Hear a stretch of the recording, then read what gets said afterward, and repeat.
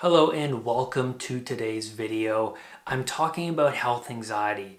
Now, the goal of this video is to help move someone who's stuck in this unknown territory. They don't know they have health anxiety. They don't know they have anxiety, but they're reacting to their sensations like it's some unknown potential threat to their health, right? Like it could be cancer, it could be a disease. They don't know what it is. They're feeling these strange bodily sensations. And so they're stuck in this unknown territory. And the goal is to move that person from that unknown into some known territory. Oh, it's anxiety. These sensations are related to anxiety. And then from there, you are able to begin this learning journey, this recovery journey towards that future self free of anxiety, right?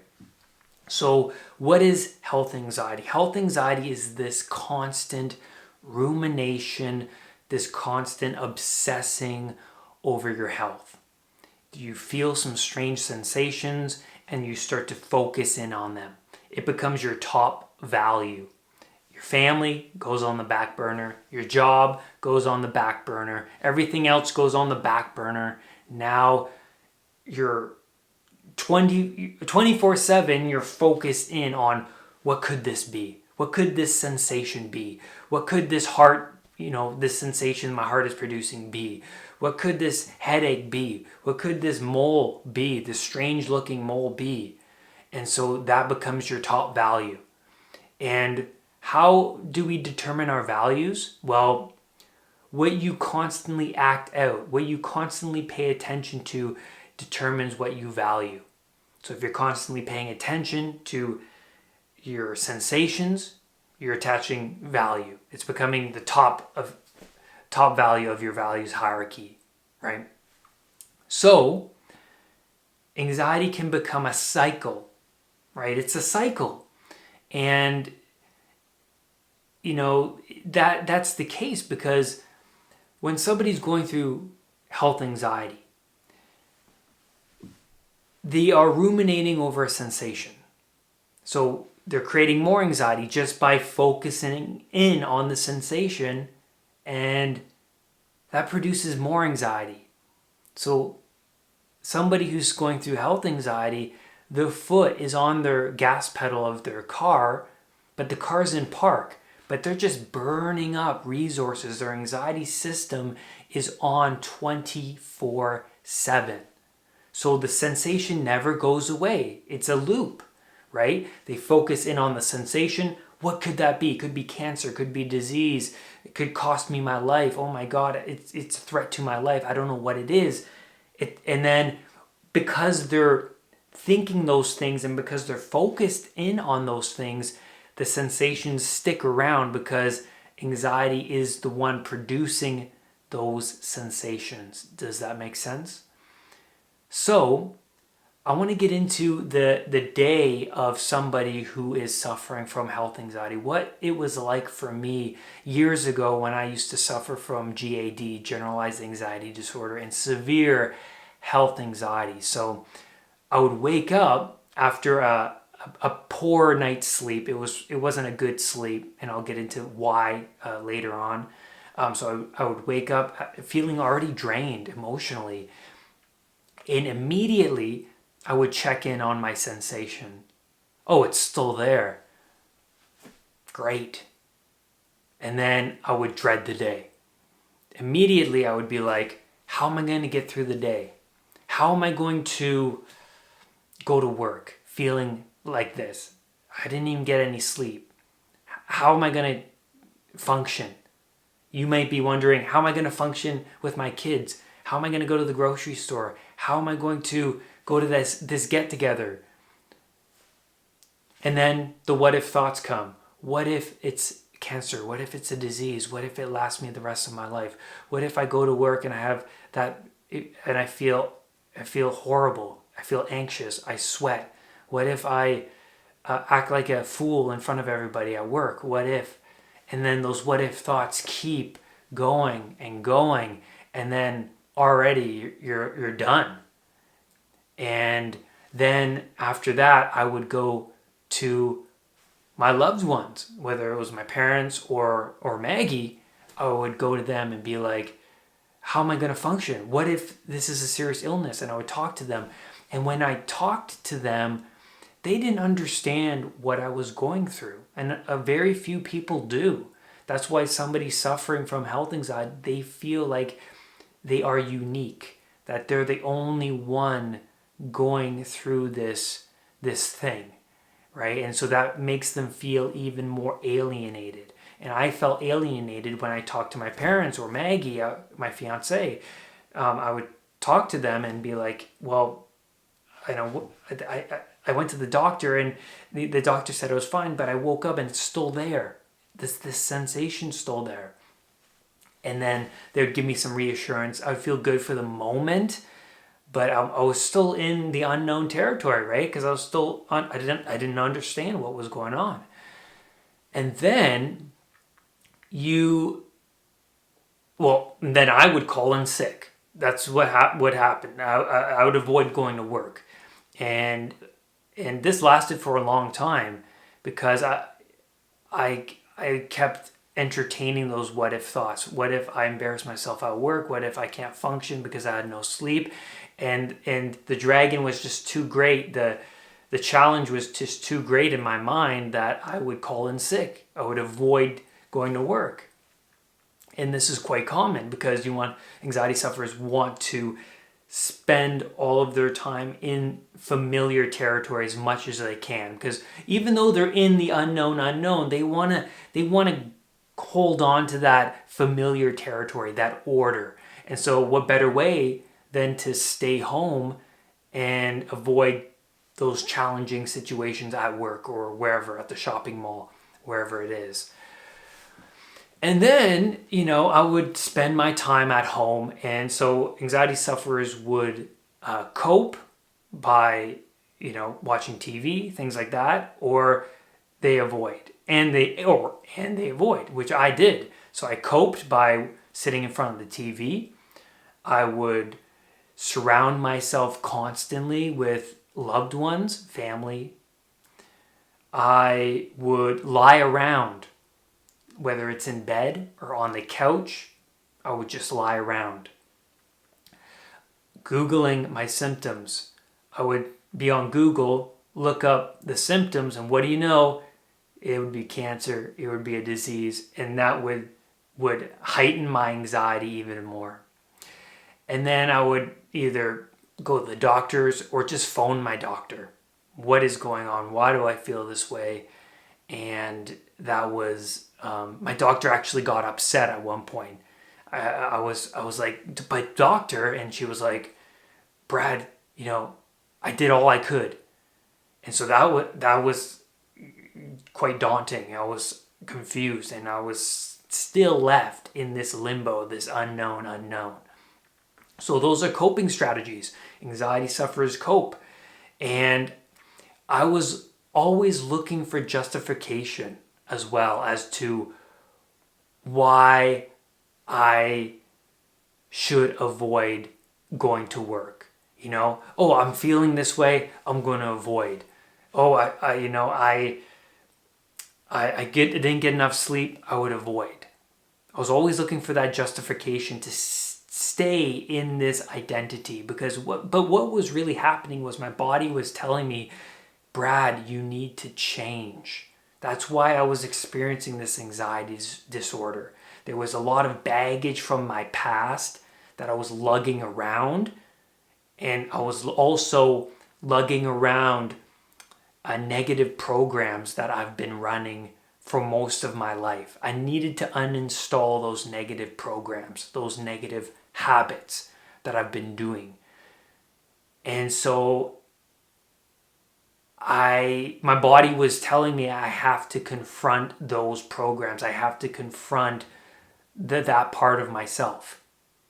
And it sent me that message through anxiety. We need to kill off those parts of us that are not working. And other than coping, I was avoiding. And you don't want to avoid because you shrink your world smaller and smaller and smaller until it's so small that you're in your bedroom and even going for a walk produces anxiety. This is agoraphobia. Agoraphobia happens when health anxiety snowballs so far out of control that you shrink your world so small that now you're avoiding everything. And that's what happened to me. Everything outside my home became a huge dragon. And I took the easy road. I took the easy road by engaging in coping strategies. Why not? It's easy, but I was never happy. Looking back, I was always in pain, right? Those instant gratifications made me feel good for just a brief moment, but underneath the surface, there were all these monsters that I needed to confront. And I was stuck in this unknown, which means I didn't know it was anxiety, and I didn't know what to do about it. That's what the unknown is. I didn't know it was anxiety, and I didn't know what to do. And that's the alienation part of this whole health anxiety experience of my life, which was extremely frightening. Now, after I would engage in all these coping strategies throughout the day, I would feel better for a moment, usually in the afternoon, because I was more emotionally drained. So I'd feel better for the moment because the coping strategies made me feel good for a brief moment of time. Maybe my parents would say something reassuring and I would feel, oh, okay, that's good. Or my doctor would say something reassuring. But then the symptoms would come back because the dragons are still there. I didn't resolve anything. I just put a Band-Aid on it for just a moment. And then the symptoms would come back and I would be overwhelmed again. But then by the evening, I would be so emotionally drained that I would be like, okay, I feel okay. I feel okay. But then but then there's this dragon outside of my window I didn't want to face, which was, I got to do this again tomorrow. That this whole cycle is going to go and happen again in the next day. And that caused me even more anxiety at night. And so when I would go to sleep, my anxiety in the middle of the night would come back. The monsters would reemerge. The shadow parts of ourselves, the parts of us that we don't want to confront, come about when we're sleeping because our unconscious is more awake at night. That's why a lot of anxiety sufferers, they can't get a good night's sleep. That's why I woke up in the middle of the night with panic, because the shadow parts of ourselves, the parts we don't want to deal with, the monsters lurking in the dark, right? It's nighttime, it's dark, the monsters come out, and that's true. The monsters do come out of the unconscious, and we wake up in fear. And so I was lacking REM sleep at this point, because when you lack REM sleep, the deep parts of our sleeps, what happens is your anxiety becomes worse the next day. And there's a Star Trek episode which is really cool, because I watched this episode with Maggie and I was like, oh my God, that's exactly what I went through.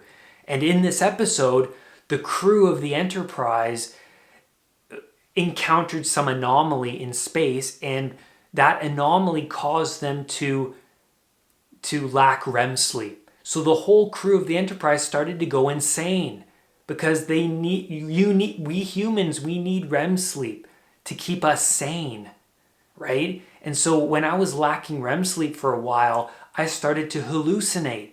I thought I had a bug on my skin. I thought, one morning I was peeing and I thought I was peeing blood, but I never peed blood. It was just in my mind.